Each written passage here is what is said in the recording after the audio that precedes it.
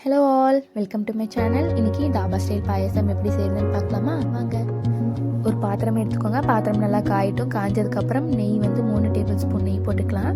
போட்டுட்டு நல்லா காயட்டும். காஞ்சதுக்கப்புறம் முந்திரி போட்டுக்கலாம். முந்திரி வந்து ஒரு 10 நம்பர் முந்திரி போட்டுக்கலாம்.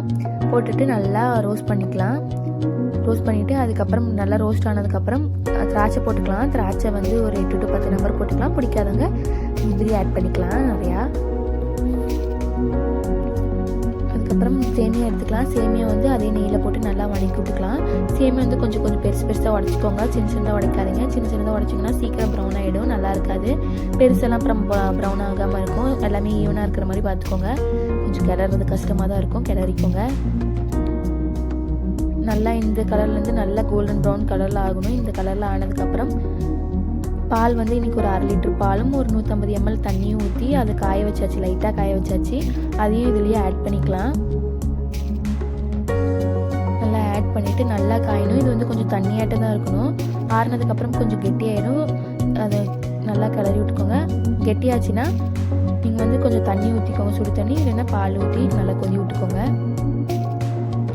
நல்லா கொஞ்சதுக்கப்புறம் இப்போ வந்து சுகர் ஆட் பண்ணிக்கலாம். 200 கிராம் சுகர் போட்டு வச்சு, உங்களுக்கு கொஞ்சம் எக்ஸ்ட்ரா வேணும்னா தூக்கல் வேணும்னா நீங்கள் கொஞ்சம் இன்னும் எக்ஸ்ட்ரா போட்டுக்கலாம். நல்லா கொதி ஒன்று சுகர் போட்டுட்டு நல்லா சுண்டுற அளவு வெயிட் பண்ணலாம். பாருங்கள், அங்கே இருந்தது இங்கே வரல வந்துருச்சு, சுண்டிருச்சு. அதுக்கப்புறம் இதில் வந்து நல்லா கிளறி விட்டுட்டு ஏலக்காய் இருக்குல்ல, ஏலக்காய் வந்து நான் இன்றைக்கி தோலோட போட்டிருக்கேன். ஒரு 5 நம்பர் போட்டிருக்கேன். இதில் ஏலக்காய் ஃப்ளேவர் இருந்ததுன்னா ரொம்ப சூப்பராக இருக்கும். உங்களுக்கு பிடிக்கலைன்னா நீங்கள் வந்து கொஞ்சம் கம்மியாகவே போட்டுக்கோங்க. நான் ஏலக்காய் வந்து இடித்து அதுக்கப்புறம் அந்த தோலோடவே அப்படியே போட்டுட்டேன். இப்படி போட்டு ட்ரை பண்ணி பாருங்கள், சூப்பராக இருக்கும். பிடிக்காதவங்க கொஞ்சம் கம்மியாகவே போட்டுக்கோங்க.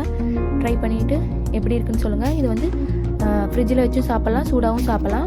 உங்களுக்கு வந்து ரெண்டுமே ட்ரை பண்ணி பார்த்துட்டு எது நல்லா இருக்குன்னு கமெண்ட் பண்ணுங்கள். தேங்க்யூ ஸோ மச் ஃபார் வாட்சிங். லைக் பண்ணுங்கள், ஷேர் பண்ணுங்கள், சப்ஸ்கிரைப் பண்ணுங்கள். தேங்க்யூ, பாய்.